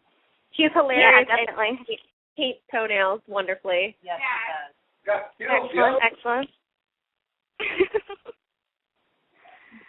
Well, Serene, we thank you so much. Anything else you wanted to add tonight? Well, how about you let everybody know your again? My what again? How about you let everybody know your wonderful, wonderful, sexy bondage site again? Okay, it's www.clipsforsale.com/33288. And, of course, everybody can follow you on Twitter at Serene Isley. Yes. Thank you so much, Serene, for calling in. I'm sorry I missed 60 seconds of your conversation. I was just giggling way too much. But I really... That's all right. You can send me a dirty picture later to make up for it. Ooh, good call. And I will. All right, guys. I will see you guys in January. I'll probably talk to you before then, though. We can't wait, gorgeous. Oh, it's taken. That's why I won't. Thank you, guys. Thank you so much, Serene. Honey. Oh, we have a local caller. Oh, a local caller. All right. Maybe if it'll let us pick it up. There we go. 407, you're live on the air with Taboo Fetish Talk. Hello. Hello. Hi. This is Goddess Mix, better known as Miss B, and my little sissy slut Rochelle here. Well, hello. How are you guys? We're good. I'm going to be sending you some pictures shortly to show you the condition sissy slut Rochelle is in right now. Nice. We greatly await these shots. Greatly await. It's quite humorous. So tonight's topic on Taboo Fetish Talk is kink affecting your job and your professional life. I know your cute little sissy slut there does have a regular professional job. I think Miss B, you're Miss Nix now. You are kind of in the same boat as the most of us, or where kink is your full-time job, right? Yes, totally correct on that. Although I'm a mother too, so on the respects of it affecting an everyday lifestyle, or vanilla life, we'll say, I have to keep a lock on my play door and stuff like that because I don't want her knowing certain things right now at a certain age. But then Rochelle here also has to hold a regular job where there's been times where we've done things such as body modification, plucking eyebrows really thin and stuff like that, where you have to worry about that. And on the outside, where people that are kinky would totally understand. Now, I know have you, I'm going to tongue-tied a little bit here. Now, have you ever had any instances, since you are a mother, where you were really fearful or kind of borderlining on whether or not the school would find out or any of your child's friends' parents would find out? Is this something that's always been a concern of yours? Of course. And that's, when she's with me, nothing gets, there's no playing, everything's totally vanilla. Although she always sees me as a dominant woman, I am a mother, so she sees me as a dominant woman. That's because I am that way every day, whether it's, in a kinky sense or a regular sense. So I'm glad that she gets to see that side, and it's not, she gets to see me as a dominant woman, but she doesn't know anything about kink yet. So Are there any extra special precautions that you do that you would recommend to any of our listeners who are mothers as well? Basically, I had one incident where she had kind of, snuck and kind of seen a little bit what was in my, playroom, and there wasn't really much that she could see from where her angle was, and she was like, "Oh, Mom, that room looks really cool." And I guess the one thing that I try to remember is kids only remember what you, kind of force them to remember, or if you keep, saying things to them, they're always going to remember, what had happened or whatever. So you can, play it off like it's nothing. Oh, ha, Katie, when you get older, maybe you'll understand, and stuff like that. But, other than that, I really don't have any advice because I really haven't had much, happen. Although it is a concern, definitely. But I'm always extra cautious, I think, anyways. Now, I know your sister Slave Rochelle there does work a corporate vanilla job. Does he have any recommendations for anybody out there that want to keep their alternate lifestyle a secret from their professional lifestyle? Be cautious who you play with. Play with people that understand the lifestyle, understand that we have normal lives, and that respect that. If you go and find somebody that you're not comfortable with and just playing with, you open yourself up to risk. You should, find a good, trustworthy group of people to play with. And you all understand, I don't want to take a risk, that's the wrong word to use, but you know where the lines are drawn up front. Now, if you guys were listening earlier, we were discussing Michael Federosi of Porn Law on Twitter that there are now, of course, there are also going to be facial recognition software. There's also the precautionary issue if you use different email accounts or different phone numbers to sign up to your alternate lifestyle accounts online. Do you use any of these precautions? I do. Absolutely. I would say, my Facebook email is one, and, all of my BDSM accounts are separate.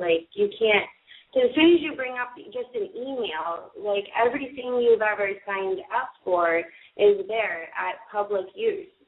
And you have to really protect yourselves because when it comes to BDSM, I'm sure some people have had circumstances where somebody might become too clingy or find out too much information about you.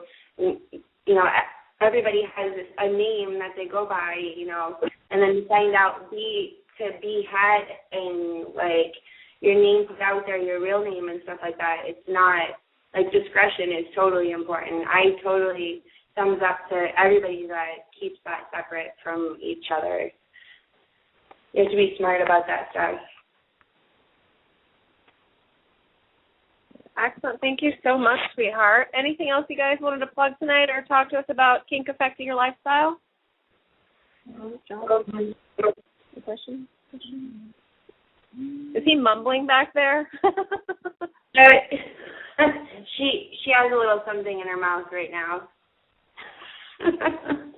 No, I don't think there's anything else that we want to discuss.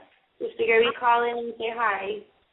Thank you so much. We've got another caller, but we look forward to shooting with you in November, and hopefully see both of you before then.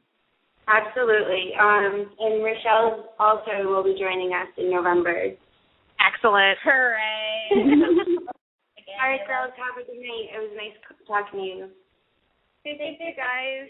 You guys have a great night, and we'll see you soon. All right. I believe we have James. Yes.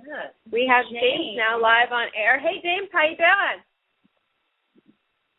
Are you there? James? Where's Keith? You talking to Cisco Keith? Cisco Keith. Hello, sexy. Oh, wow. All right. What? You do it, sexy. I've even seen sexier in person. I caught you guys at the end of the show. You got about 15 minutes left here. See, we saved the best So- for last. Right. Well, not the best, but I'm just saying. So what's the topic? The topic is, how is your kink affecting your vanilla life? And you have a very vanilla job. Yeah, well, let's put it this way. My vanilla job enables my kinky life. Right? Well, yeah, because you travel, but you don't put your face up anywhere. No. And that's what because I can't. one of the other callers, we were talking about face recognition on the internet. Oh. Well, as long as they don't have like ab recognition or photo recognition. I mean, I'm straight. Get to that. Hey, you never know what technology is going to advance to, unfortunately. I'll recognize it anywhere, so you better watch out, mister. You know, and Lady Violet did take a picture of my ass. So Yes. if they ever come up with ass recognition, it'd have to go down to the hair as far as. But so seriously, I mean, my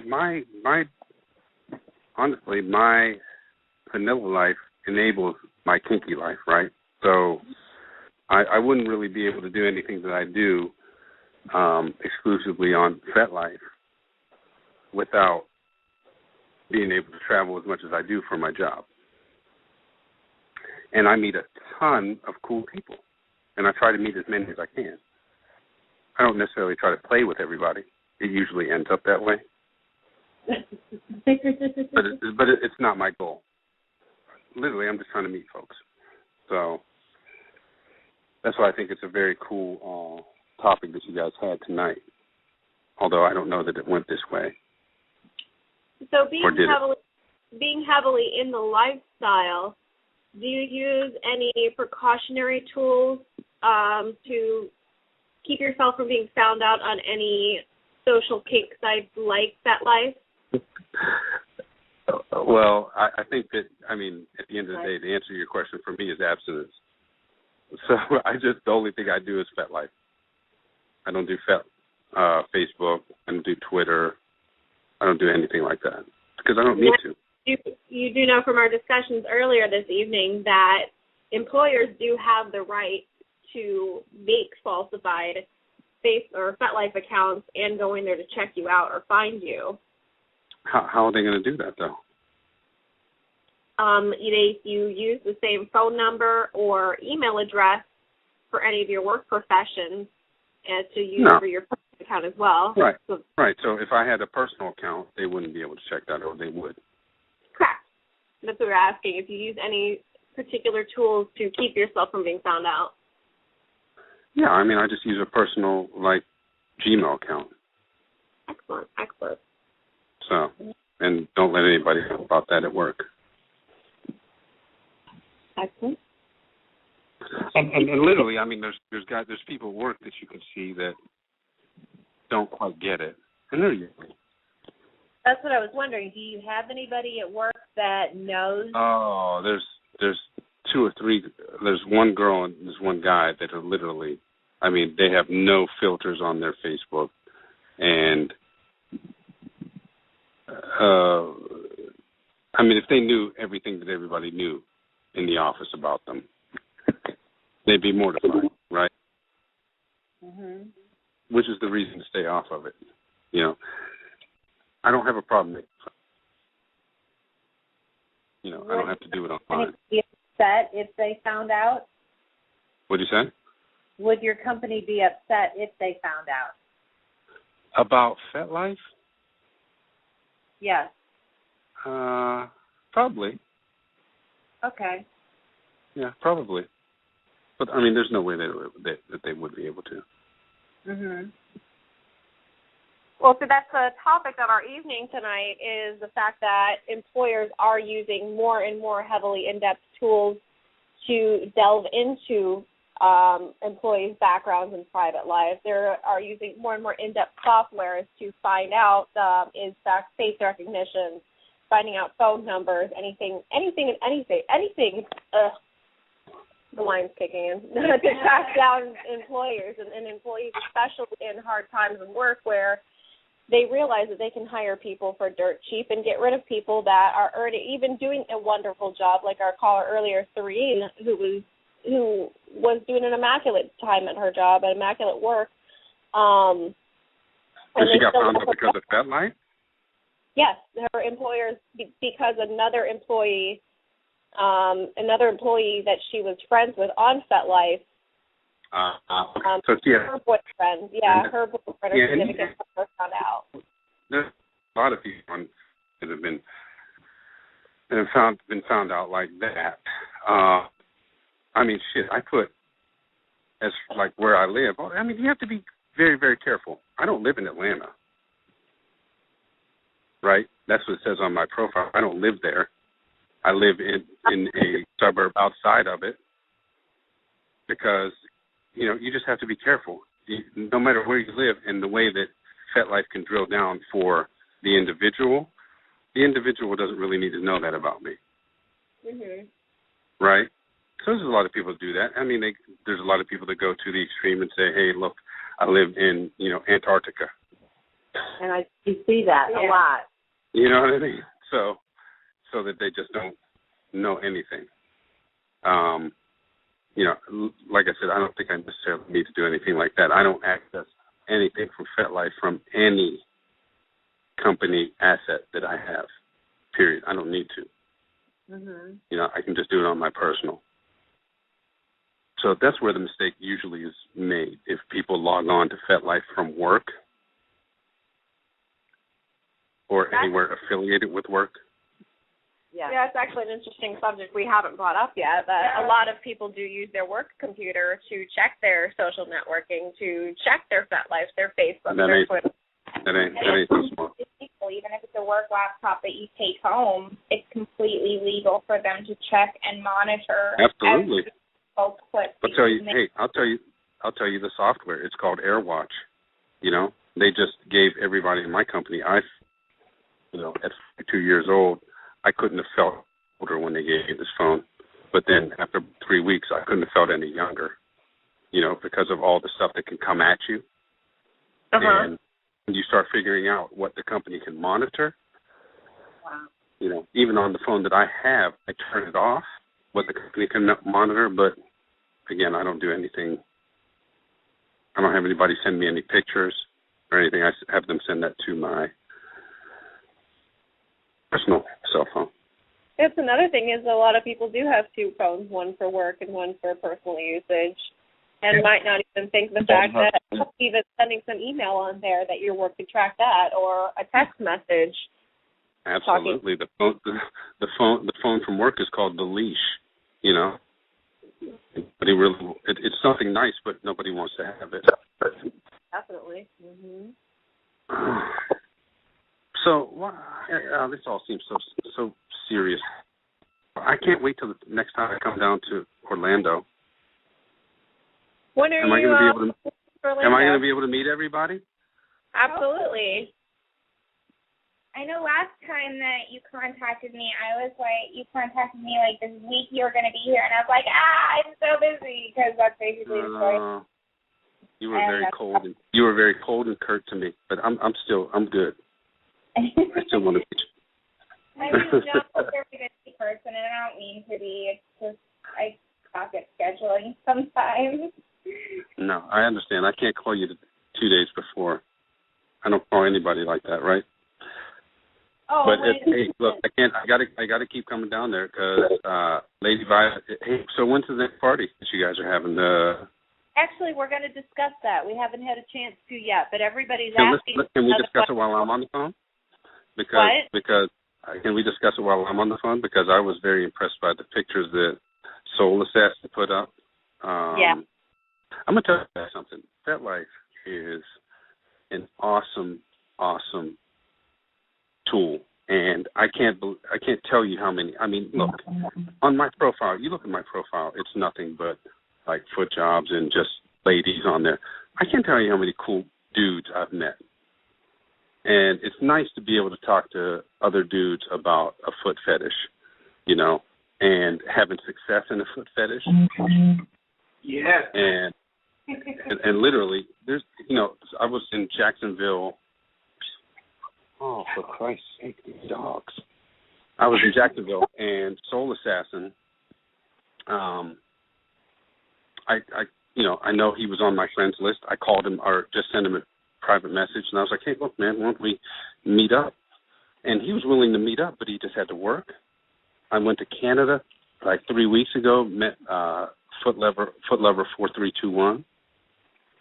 I mean, awesome dude, just completely into his fetish. And it's nice to be able to meet people and talk to them about it, Lots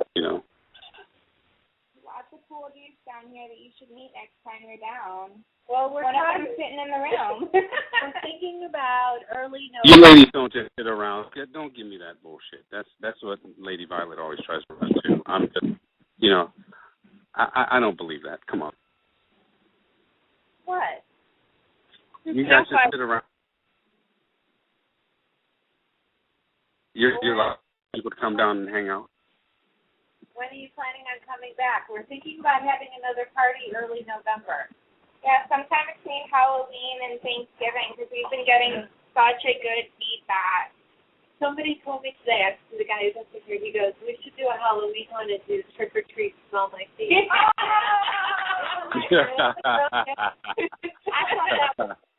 Do it. That would be so good. I just need a date, and I can make an excuse to get down. Trust me. As soon as we pick a date, we will let you know. We'll let everybody know, because we've been getting such a big feedback of people wanting to know when the next one is. And we were going to hold off till January, but with all the feedback we're getting, we're going to have another one before then. Yeah. No, those pictures you put online are great, and I'm not surprised at all. The whole foot party thing that's a difficult deal. I don't need to tell you that, but I'll give you guys a lot of props. You also need to holler at Orlando Foot Guy on life.com. He's a special cat, but you would want to know him. He's a cool dude. We'll let everybody. I mean, you know me. I'll blast it everywhere. And now we have a website for Orlando Foot Party. OrlandoFootParty.com. Yay! Yeah. We're putting up more pictures too. Well, I'm gonna make this. I'm gonna make this next one. I promise. All right. Yeah. I hope so. All right, you guys. Hey, it was. I'm glad I called in, and it was great talking to you guys. And look, you listen. You guys give me a date, and I'll be down there. It doesn't have to be for. You just tell me when. Say it again. Help us blast it on Chat Live. Yeah, that's okay. I like to keep a low profile, but it's all right. Okay. All right, guys. You have a good night. You too. Thank you. Thank you for calling in. All right, no problem. Bye. All right. So that was Cisco T. Yes. He is sexy. From trolling, sorry. Anyway, and our foot job videos really do sell. Those are my I'll have to check them out now. Foot jobs. Where are those tip cards? Time to go watch some porn. So yeah, guys. We have 2 minutes left of our show. Of course, we want to thank everybody for calling in. Right, apparently 90 seconds left of our show, according to Blog Talk. You've been listening to Taboo Fetish Talk on XXX Porn Star Radio. We'll be back again next week. We're on air every Thursday, 7 p.m. to 9 p.m. Eastern Standard Time with your hosts, Whitney Morgan and Sydney Screams. We always have the lovely Lady Violet and guests who should become our third host, y'all. Footsie Tootsies loves to hang out every now and again, too. Not sure what we're going to do next week, eh? Any recommendations, guys? I don't know. We could talk about food and porn. Maybe because there are brownies in front of me and they were really good. And I'm just thinking about them and they're really good. Aphrodisiac. Oh, I like that idea. The urchins are apparently aphrodisiac. Fetish origin. Fetish Origins. We did. That was one of our first episodes, I think. Was it? Yeah, we were. Yeah. I believe it was our second episode. But of course, we can dabble in that again. Of course, you can follow all of us on Twitter at Ms. Whitney Morgan. And Sydney screams for you. And if your name is Foot Slave for you, your FetLife thing should not say that you're a master. Just saying. And Lady Violet. Check me out, footsyfootsies.com. Clips for Sales, store Quickly. 21108. All right. Everybody catch that. It's 775. And we're done. OrlandoFootParty.com, yay! Yay! It ended a minute ago. Maybe it'll record the rest of this. I don't think so. I don't know. I don't know either.